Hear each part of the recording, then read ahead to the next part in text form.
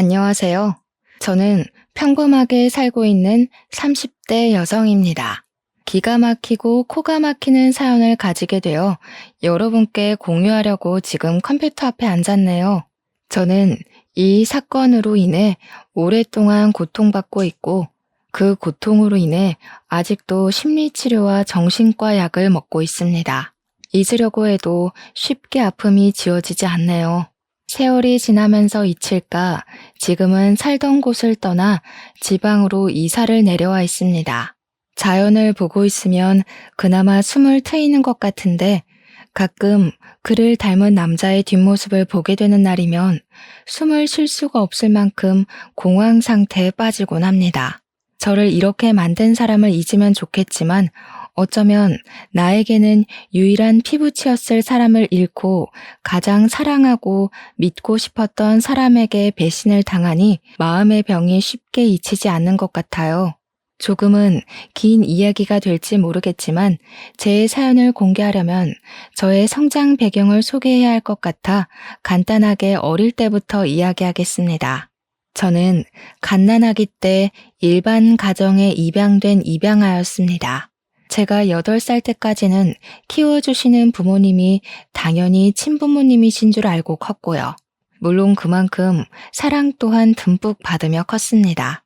저를 부모님은 물론 할머니 또한 정말 많이 예뻐해 주셨는데 아직도 기억나는 것은 제가 괜한 투정을 부려도 할머니는 귀엽다고 엉덩이를 토닥여 주셨기에 제가 입양하라는 생각을 못하고 컸던 것 같아요. 그런데 제가 7살 때 첫째 동생이 태어나고 저의 모든 세상이 하루아침에 바뀌었어요.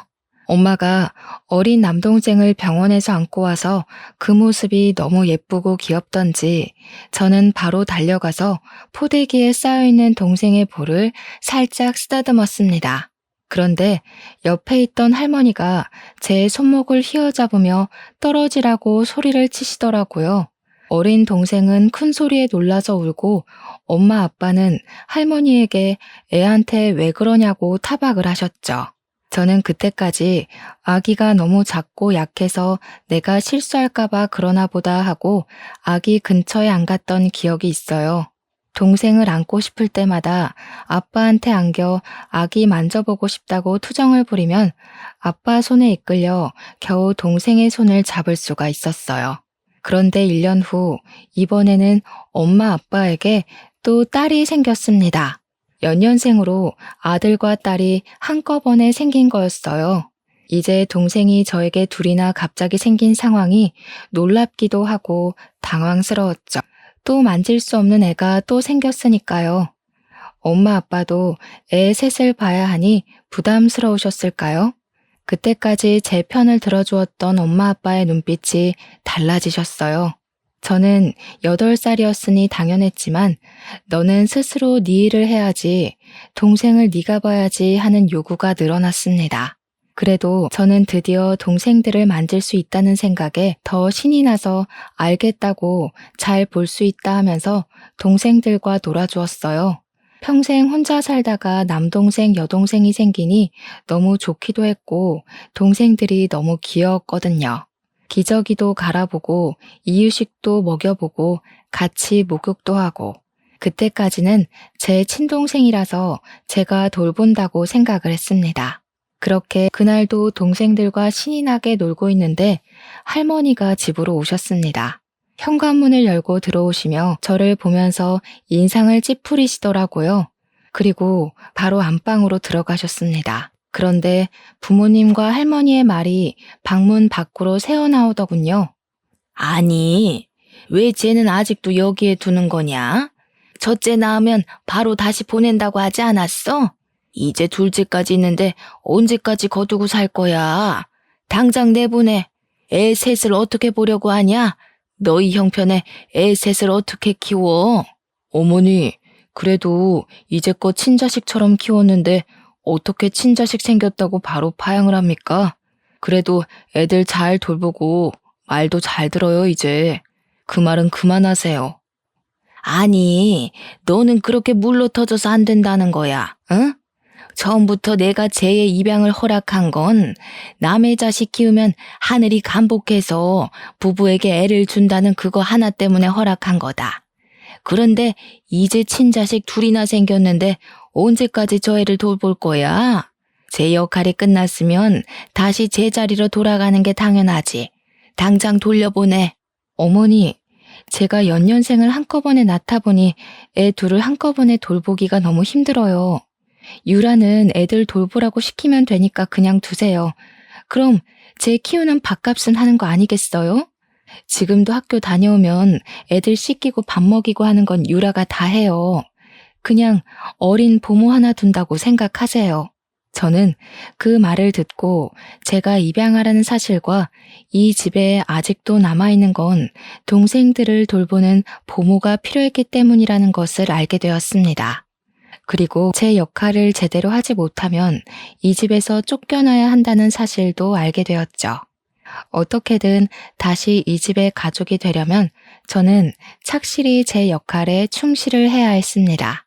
물론 엄마 아빠는 저를 보내기 싫어서 할머니를 달래려고 그런 말을 하실 수도 있었지만 어린 저는 그런 생각을 하지 못했죠. 저는 이곳에서 살기 위해 학교를 다녀오면 바로 애들을 돌봐야 했어요. 어차피 부모님이 맞벌이하니 동생을 돌보는 것은 당연했지만 제가 입양하라는 것을 몰랐을 때와 아이들의 돌보는 느낌은 천지 차이가 되어버렸죠. 그 전까지는 가족으로서 의무였다면 이제는 저에게 생존의 문제가 되어 있었으니까요. 동생이 열이라도 나는 날이면 저는 손발이 덜덜 떨려왔어요. 제가 잘못해서 동생이 아픈 건 아닌지, 아이를 잘 못 본다고 저를 쫓아내지는 않는지 온갖 걱정이 저를 휘감았죠. 그렇게 세월이 가고 제가 중학교 3학년 때 아빠가 갑작스러운 사고가 나시고 말았어요. 아빠가 일하시다 높은 곳에서 떨어지셨는데 엔지니어로 일을 하셨던 아빠는 회사를 더 이상 다닐 수가 없으셨어요. 어깨뼈가 심하게 다치시며 손을 높이 드실 수가 없게 되었거든요. 엄마 혼자 저희 식구들 모두 먹여 살려야 할 상황이 되자 가장 먼저 눈에 가시덩어리인 제가 눈에 밟히셨나 봐요. 할머니가 온 식구를 불러 모으셨어요. 사실 저는 할머니가 무슨 말을 꺼내실지 대충 감이 왔어요. 저를 보실 때마다 언제부터인지 할머니는 저를 감정 쓰레기통으로 사용하고 계셨거든요. 너희 이제 어떻게 할 거니? 이제 아범 너는 직장도 그만두었는데 어멈 너 혼자 벌어서 애들 먹여 키우고 또 병원비에 학원비에 다 어떻게 감당할래? 군입 하나라도 줄여야겠지 않니? 쟤 그만 보내라. 저만큼 키웠으면 하늘도 감복해서 놀랐겠다. 이제 보내도 원망 하나 하지 않을 거야. 할머니 말에 엄마 아빠는 아무 말이 없으셨어요. 이미 그 순간 저의 운명은 결정되어 있었던 거죠. 순순히 모든 것을 받아들여야 했습니다. 이제껏 이곳에 있었던 것도 다행이라 생각해야 했죠. 그렇게 아무 말도 안 하고 제 짐을 챙겨 들었습니다. 짐이라고 해봤자 책가방, 자잘한 학용품, 옷 몇 가지와 교복뿐이었습니다. 그 모습을 본 동생들은 두 눈이 휘둥그레지더라고요. 이제껏 친누나 친언니인 줄 알았던 제가 피를 나눈 사이가 아닌 사이라는 것을 알았으니까요. 집을 나가려는데 양쪽에 한 놈씩 붙어서 저를 붙들었습니다. 안 돼, 누나. 가지 마. 누나, 나 두고 가지 마. 누나 없으면 밥은 누가 줘? 응? 이제 누가 공부 알려줘. 나도 데려가. 같이 갈래. 언니, 가지 마. 할머니 미워. 왜 언니 쫓아내는 거야? 할머니가 나가. 언니 말고 할머니가 우리 집에서 나가. 언니랑 있을 거야. 언제나 집에서 동생들을 챙기는 것은 온전히 저의 몫이었기에 어쩌면 동생들에게는 저는 엄마 같은 존재였을지도 모른다고 생각이 들더군요. 꼭 물가에 내놓은 아이들을 보는 것 같았어요. 그래도 어쩌겠어요. 저는 선택권이 없는데 동생들이 붙잡아도 남아있을 수 있는 권한이 없었습니다. 엄마 아빠가 동생들 하나씩 붙잡아 떼어놓아도 동생들은 꽉 붙어 제 다리에서 안 떨어졌습니다. 저는 꾹꾹 참았던 눈물을 흘리고 말았어요. 그래도 저를 가족으로 받아주는 건 동생들 뿐이었으니까요. 그리고 이곳에 남아있고 싶었습니다. 저는 할머니 앞으로가 무릎을 꿇었어요. 제발 3년만 이곳에 있게 해주시면 안 될까요? 그냥 잠만 재워주세요. 다른 거 안 바랄게요. 학비 안 주셔도 돼요. 제가 알아서 할게요. 그러니까 그냥 잠만 재워주세요. 동생들은 이제 할머니한테 붙어서 언니 누나 쫓아내지 말라고 울고불고 떼를 썼습니다. 할머니는 한참을 울어대는 동생들을 보며 알겠다 하며 손을 내저으시더라고요. 저는 그 모습을 보고 겨우 숨을 내뱉으며 안심을 했습니다. 모르는 곳에서 새로운 시작을 하는 것보다 그래도 이곳에 있는 것이 더 나았으니까요. 그리고 저는 누나가 이곳에 있으려면 동생들에게 이제 스스로 챙겨야 한다고 알려주어야 했습니다. 돌보는 게 아니라 교육을 하면서 아르바이트 자리를 알아봐야 했습니다. 학비를 벌기 위해서는 다른 선택이 없었습니다. 돈을 모아 알 수 없는 미래를 대비해야 했습니다. 일단 먹여주고 재워주는 것에 감사하면서 일하고 돌아와 저녁에는 동생들을 챙겼습니다. 아직은 동생들이 스스로 챙기는 것은 무리였던지 엄마는 처음에 제가 아르바이트에 늦으면 짜증을 자주 내셨어요. 그래도 늦게라도 동생들 숙제와 공부를 꼼꼼히 봐주시니 학원비 굳었다고 좋아 보이긴 하시더군요. 그렇게 3년을 보내고 저는 바로 대학 기숙사로 들어갔습니다. 그래도 저를 위해 아빠와 엄마가 등록금을 쥐어주셨습니다. 가끔은 들려서 밥을 먹고 가라고 말도 남기시면서요. 저는 두 분을 꽉 끌어안았어요. 그래도 전 아직 그분의 딸이었던 겁니다. 그동안 버림받은 것 같아 서러웠던 마음이 눈 녹듯이 녹아내렸어요. 나중에 더 삶을 살아보고 알 수 있었지만 부모님도 저를 지키기 위해 많은 노력을 하셨습니다. 남의 자식을 데려와 친자식처럼 키우는 게 쉽지 않잖아요. 그렇게 집을 떠나고도 저는 열심히 살아야 했어요. 사회에 나오니 진짜 제가 혼자라는 것을 알게 되었습니다. 꼭 제가 초저녁에 혼자 떠있는 샛별 같았어요. 허허벌판에 외롭게 서 있는 기분 같았습니다. 이를 꽉 물고 버티고 또 버티며 대학을 졸업하고 회사를 들어갔습니다. 패션 회사에 다니면서 돈을 버니 그나마 생활이 안정되고 이제 저도 행복이 찾아올 것 같았죠. 뛰어난 실력은 아니었지만 그래도 작은 성과를 내며 꽤 인정을 받았습니다. 그렇게 그런저런 생활을 하던 중 그 일을 맞이했습니다. 하루는 회사에서 급하게 저보고 출장을 다녀오라는 겁니다. 뉴욕으로 말입니다. 원래 제가 가야 할 출장이 아니었지만 담당자가 급성 장염이 걸리며 병원에 있다고 말했죠. 저는 급하게 제 짐도 못 챙기고 회사의 옷이 담긴 캐리어를 끌고 출장을 다녀와야 했어요. 너무 급하게 챙겨서 캐리어의 상태를 살필 겨를 없어서였을까요? 겨우 낑낑거리며 캐리어를 밀고 가는데 어떤 신사분이 다가와 도와줄까요? 하고 물어보는 겁니다. 어이구, 바퀴가 고장나신 것 같은데 제가 도와드릴까요? 어디까지 가시나요? 제가 들어드리겠습니다. 택시 승강장으로 가시면 되나요? 어휴, 뭐가 들어있길래 이렇게 무겁죠? 여성분이 혼자 들기 힘들겠어요. 남자분은 훤칠한 키에 다니엘 헤니를 뺨치게 이국적으로 생긴 젠틀맨이었어요. 외모도 호감이 갔지만 친절하기까지 해 호감이 안 갈 수가 있나요? 아, 감사합니다. 정말 난감했거든요. 네, 택시 승강장까지만 도와주시면 될 것 같아요. 회사 물건이 들어있어요. 캐리어도 회사 비품이다 보니까 관리가 안 되어서 고장이 난 줄 몰랐네요. 감사해서 어떻게 하죠? 남자는 저를 향해 싱긋 웃어 보였습니다. 그 미소가 얼마나 매력적이던지 순간 심장이 콩닥였죠. 그랬군요. 저는 가방이 하도 크길래 이민 오시는 줄 알았어요. 회사 가방이셨군요.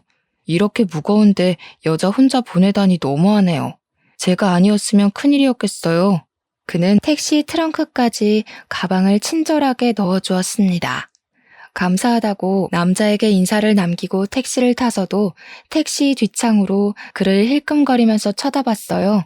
괜히 연락처라도 물어볼 걸 하는 아쉬움도 남았어요.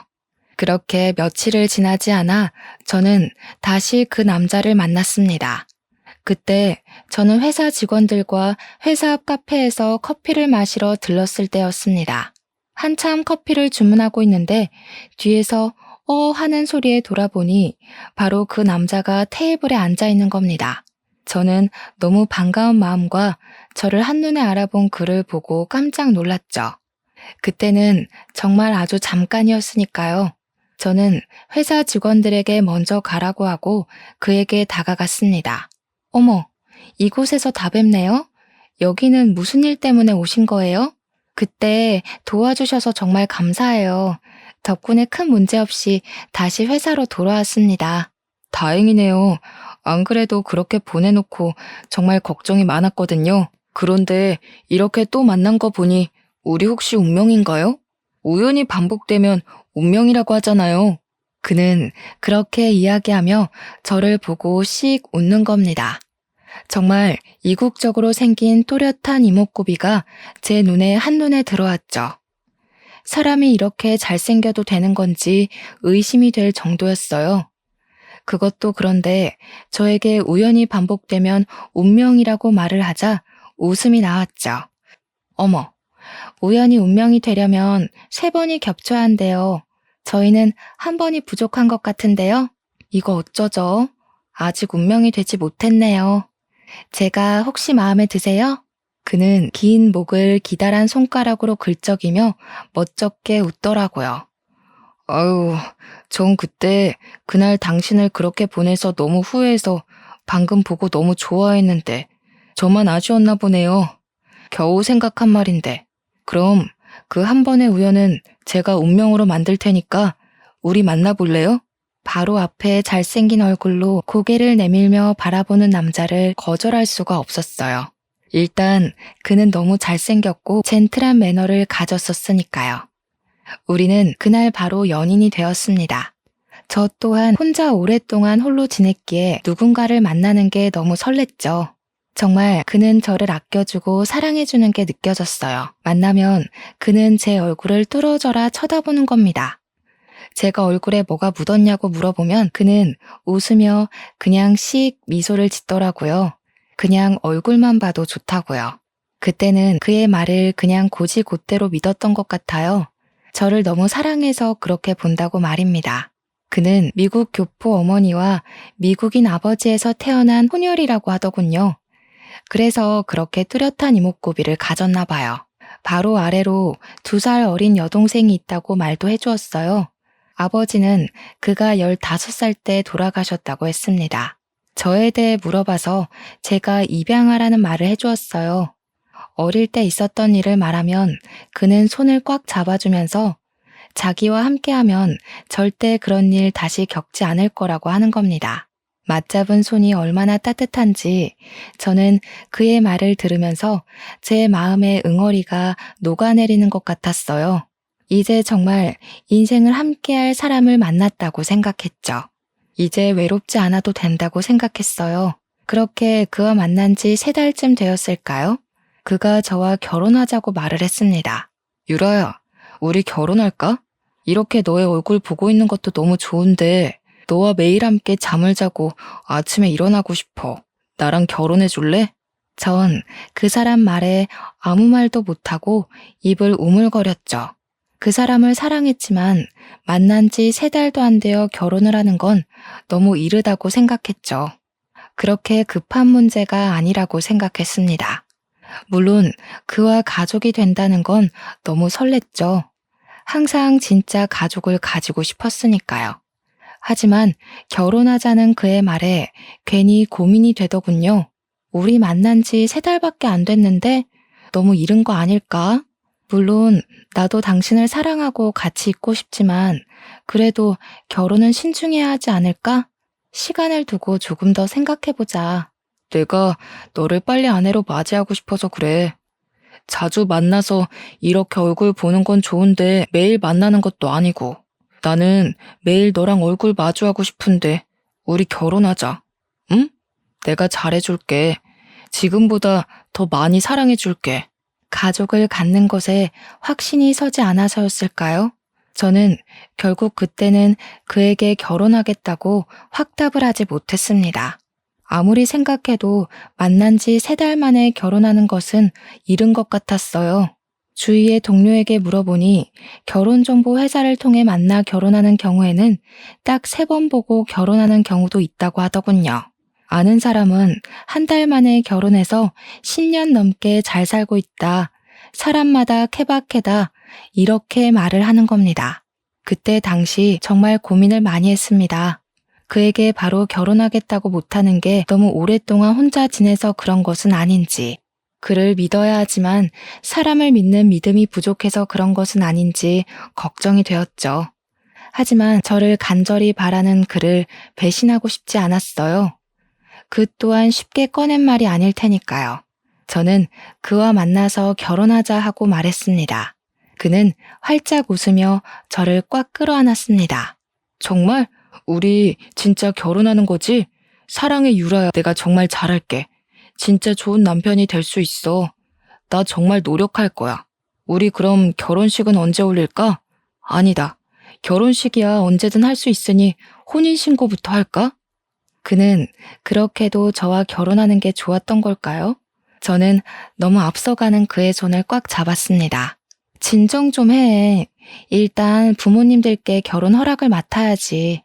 아무리 둘이 하는 결혼이라도 부모님께 알리고 서로 인사하고 그래야 하잖아. 결혼식은 그 다음에 하는 거야. 이렇게 번갯불에 콩 구워 먹듯이 후딱 치르는 결혼은 못하겠어. 그의 얼굴이 순식간에 뒤틀렸습니다. 그렇게도 저와 결혼을 하고 싶었던 건지 그는 고개를 숙이고 한참을 고민했습니다.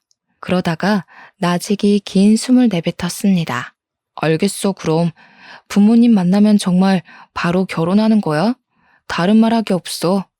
그때 결혼을 미룬다고 하면 안 돼? 약속해. 저는 고개를 끄덕였습니다. 그는 제 손을 꽉 잡더라고요. 알겠다고 미국에서 가족을 한국으로 부르겠다고요. 그렇게 저는 그 사람의 가족을 만나게 되었습니다. 그의 가족들이 온다고 해서 그와 함께 공항까지 마중을 나가게 되었죠. 공항에서 그의 어머니와 여동생을 보고 저는 깍듯이 인사를 했습니다. 그런데 그의 가족들이 저의 얼굴을 보고는 표정이 굳더라고요. 정말 못 볼 것을 본 것처럼요. 심지어 어머니는 길게 한숨을 내쉬었어요. 저는 그 순간은 그냥 웃고 넘겼습니다. 정말 제가 마음에 안 드시나 보다 했죠. 그의 차로 호텔로 가는 내내 둘의 표정은 굳어 있으면서 말이 없었습니다. 한참을 아무 말 없는 정적이 넘쳐 흘렀습니다. 어머니가 먼저 말을 거시더군요. 혹시 집은 어디 있나요?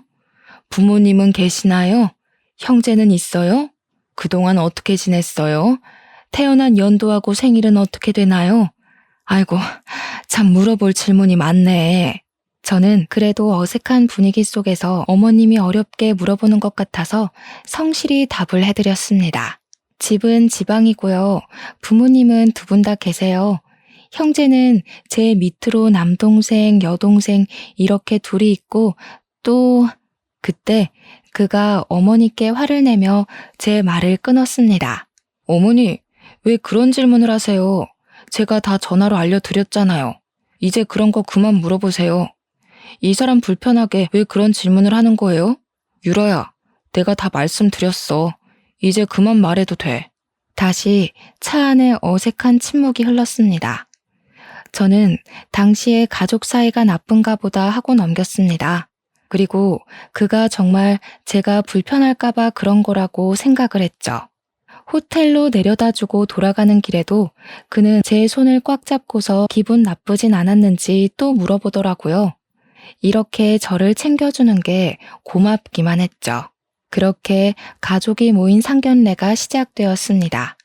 저는 엄마 아빠를 몇 년 만에 뵙는 거였어요. 그동안 삶이 바쁘기도 했고 왠지 가족에서 떨어져 나간 것 같았거든요. 그런데 두 분은 흔쾌히 저의 상견례에 와주시고 사위가 잘생겼다 하고 잘 살라고 축복을 내려주셨습니다. 남편이 정말 훤칠하게 잘생겼더라. 이놈 아빠 보고 자라서 얼굴만 보고 남편감 고른 거 아니지? 잘 살아. 그리고 불러줘서 고맙다. 저는 아빠를 꽉 껴안아드렸어요. 와주셔서 너무 감사해요. 자주 못 가서 너무 죄송해요. 정말 잘 살 거예요. 걱정하지 않으셔도 돼요. 그동안 키워주셔서 정말 감사해요. 엄마 아빠는 제 손을 꽉 잡아주시며 토닥이셨습니다. 미안하다 유라야. 그때는 정말 우리가 사는 게 팍팍해서 너의 마음까지 챙길 여유가 없었어. 너에게 그렇게 대하면 안 된다는 걸 알면서도 먹고 사는 게 급급했다. 서운한 거 다 털어버려라. 저는 네라고 대답하고 고개를 끄덕였습니다. 이렇게 가족들과 상견례를 치르니 정말 이제 저도 그의 가족이 된 것 같았어요. 그렇게 저희는 이제 본격적인 결혼 준비를 하게 되었습니다. 그런데 이번에 그는 혼인신고를 하자고 하는 겁니다. 유라야, 우리 어차피 결혼할 거 일찍 혼인신고를 하면 어떨까? 조금 일찍 해도 좋을 것 같은데. 우리 혼인신고하고 당당하게 법적 부부가 되자. 물론 결혼 후 혼인신고를 하게 되겠지만 결혼식장도 잡지도 않았는데 너무 이른 선택 같았어요. 그래도 그건 너무 성급하게 하는 거 아닐까? 결혼식 후에 해도 늦지 않잖아. 천천히 하자. 일단 결혼식 준비하는 거에 집중했으면 하는데 결혼하기 전에 신경 쓸 게 너무 많잖아. 네가 나를 버리고 달아나 버릴까 봐 그래. 혼인신고 먼저 하자. 요즘 보면 혼인신고하고 먼저 살다가 나중에 결혼식 올리는 사람도 많던데. 우리도 그런 거로 생각하고 몇 달 후면 결혼식도 올리고 먼저 혼인신고해도 상관없잖아. 그의 말이 다 틀린 말은 아니었습니다. 그런 부부가 심심치 않게 있으니까요. 하지만 그때 당시 저는 왠지 또 거부감이 들더라고요. 이렇게 성급하게 결혼하는 것도 고민을 많이 했는데 혼인신고까지 그렇게 성급하다니요. 제가 한참 고민을 하니 그는 정말 안달복달을 하는 겁니다. 혼인신고를 먼저 하는 게 뭐가 문제냐는 거죠. 우리가 사랑해서 법적으로 부부가 먼저 되는 거라고요. 저는 그의 성화에 못 이겨 알겠다고 했습니다. 그래도 그 사실을 부모님과 그의 가족에게는 알려야 할 것 같아 전화로 연락을 드렸습니다. 그런데 예비 신우가 질겁을 하는 겁니다. 그러지 말라고요. 저는 너무 당황스러웠지만 왜 그러냐고 말을 못하겠더라고요. 상견례 전에도 저를 별로 달가워하지 않았으니 혼인신고도 환영하지 않는 거라고 생각을 못했습니다. 회사에서 퇴근하려고 준비를 하는데 예비 신우에게 전화가 왔습니다. 회사 앞 카페에 있으니 나오라고 하더라고요. 그래서 저는 카페로 갔습니다. 굳은 표정의 신우가 카페에 앉아 있었고요. 제가 앉자마자 예비 신우는 당장 이 미친 결혼을 그만두라고 하는 겁니다. 언니, 당장 이 미친 결혼 그만두세요. 그러다가 언니 정말 후회해요. 오빠가 왜 이 결혼을 하는 거라고 생각하는 거예요? 언니를 사랑해서 하는 것 같아요? 설마 그렇게 생각하는 건 아니죠? 저는 당황해서 말을 못하고 입을 뻥끗거리고 있었어요.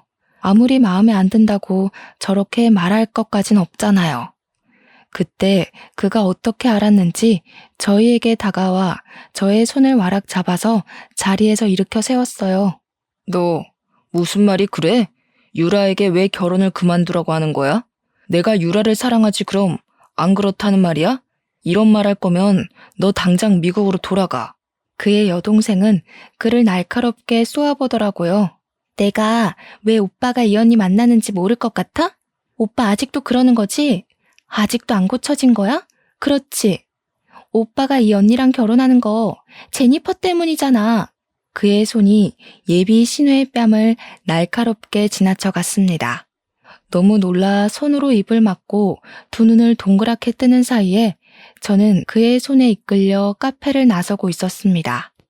그에게 이끌려 차에 태워지면서 그에게 제니퍼에 관해 묻고 싶었지만 그의 얼굴을 보고 입을 다물었습니다. 당장이라도 폭발할 것처럼 시뻘개져 있었습니다. 그의 손에 이끌려간 곳은 그의 집이었어요. 만남이 짧아서인지 지금까지 사귀면서 그의 집은 처음 가봤어요. 이제 곧 있으면 이곳은 저희 신혼집이 될 곳이었죠.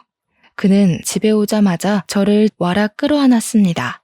저를 품에 안고 온몸을 잘게 떨고 있었습니다. 미안.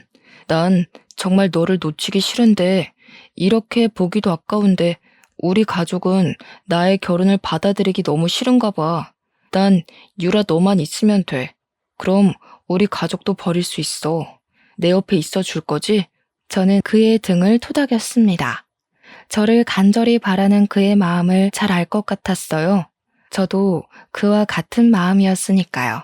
세상 천지에 저에겐 그밖에 제 편이 없었으니까요. 알아. 나도 당신 마음 다 알아. 나도 당신만 있으면 될 것 같아. 그러니까 가족을 버린다고 하지 마. 혼자는 너무 외로워. 내가 직접 겪어봤잖아. 내일 당장 혼인신고하러 가자. 우리가 법적으로라도 이어져야 우리 가족이 더 이상 우리를 갈라놓지 못하지.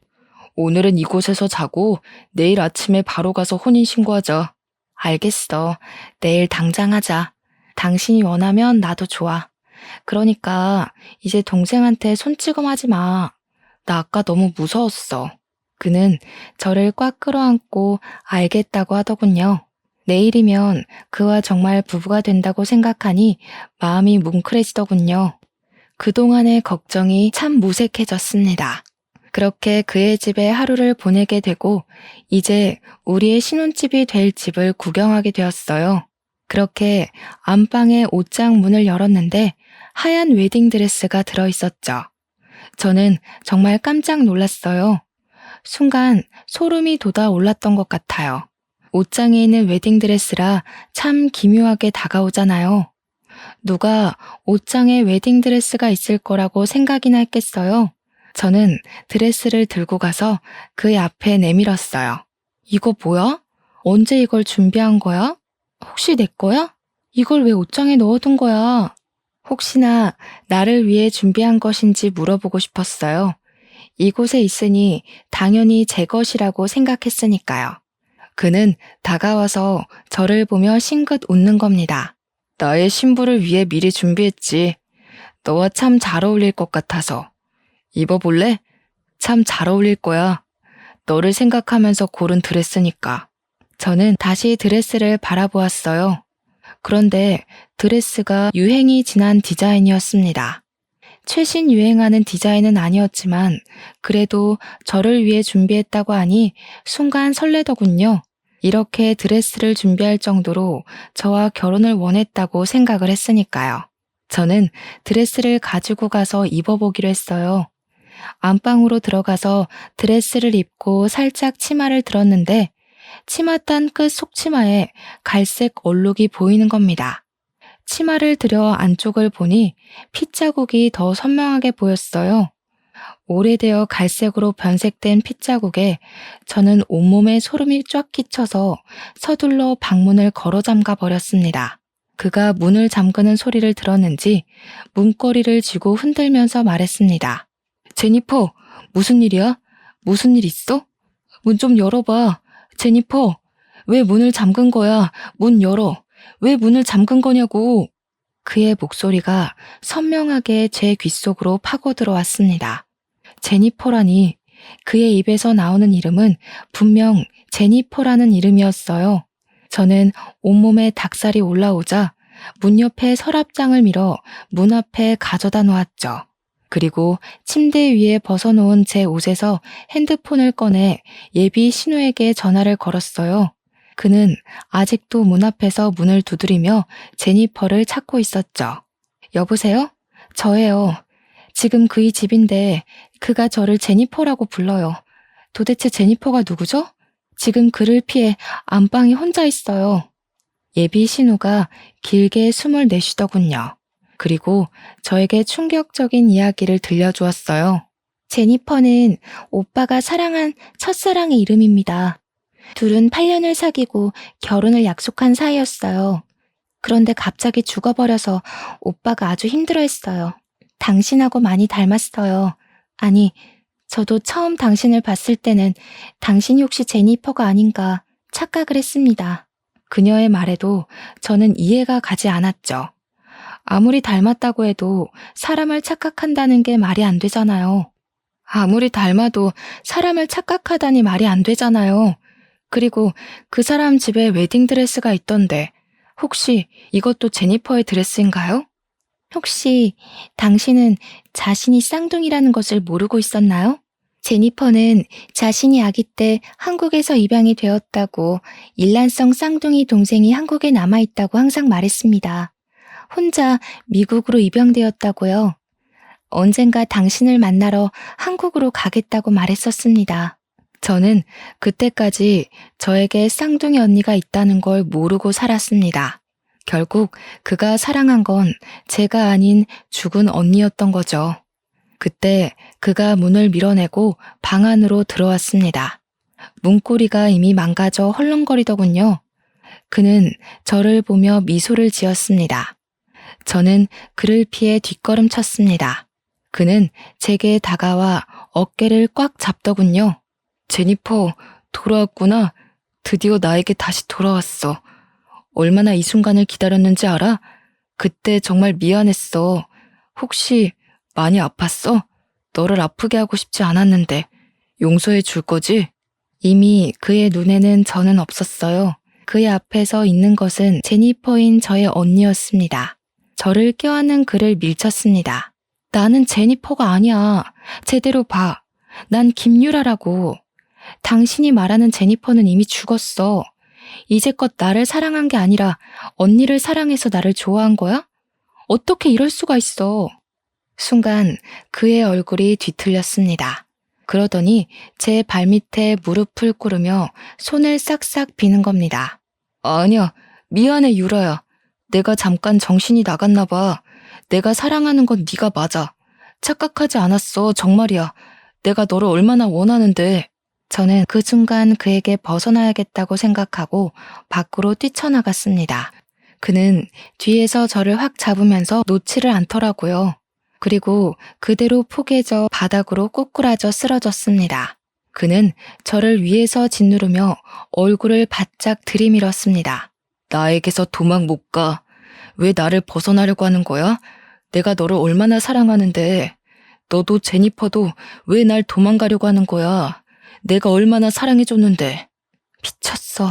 너는 미쳤어. 이게 사랑이야? 이건 사랑이 아니야. 집착이지. 언니를 도대체 어떻게 한 거야? 이 드레스는 도대체 뭐냐고. 그는 저의 어깨를 강하게 짓누르며 저의 귀에 작게 속삭였습니다. 나랑 결혼하기 싫다고 해서 영원한 나의 신부로 만들었지. 이제 네 차례야. 유라야, 나를 벗어날 생각하지 마. 저는 두 눈을 날카롭게 뜬 그를 보며 온몸을 벌벌 떨어야 했습니다. 그의 손은 목을 틀어쥐고 있었습니다. 이제 나는 죽겠구나 하고 마지막 숨이 목구멍까지 차오를 때 현관문이 열리며 그의 어머니와 여동생이 경찰들과 들이닥쳤습니다. 경찰들은 제 위에 있는 그 사람을 끌어냈습니다. 결국 그는 현행범으로 바로 경찰서로 끌려갔습니다. 저는 그곳에서 그의 여동생에게 그 전에 언니에게 있었던 일을 모두 들을 수가 있었습니다. 언니와 그는 고등학교에서 만난 사이였다고 합니다. 고등학교 때까지 8년간 사귀었던 두 사람은 각자 다른 대학을 다녔던 몇 년을 제외하고 거의 곁에 붙어 있었다고 합니다. 문제는 대학 졸업 후 그와 다시 만난 후부터 있었다고 합니다. 언니는 사교성이 뛰어나 주위에 사람이 넘쳐났다고 합니다. 그는 그것을 항상 못마땅하게 생각했나 봐요. 언니에게 사람들 가려서 만나라 잔소리를 하면 언니는 그것을 자신을 통제한다고 생각한 거죠. 언니가 그의 뜻대로 움직이지 않을 때마다 그의 불만은 점점 커졌나 봐요. 둘 사이가 어긋날 때마다 그의 집착은 점점 커지고 이제 병적으로 언니를 간섭하고 통제를 하기 시작했답니다. 참다 못한 언니는 그에게 결국 이별을 고했습니다. 언니와 이별을 받아들이지 못한 그는 결국 하지 말아야 했을 선택을 했습니다. 언니에게 수면제를 먹여 납치하고 드레스까지 곱게 입히고 둘만의 결혼식을 준비했다네요. 동생은 이미 그때부터 정신적으로 문제가 있지 않았을까 생각한다고 말을 하더군요.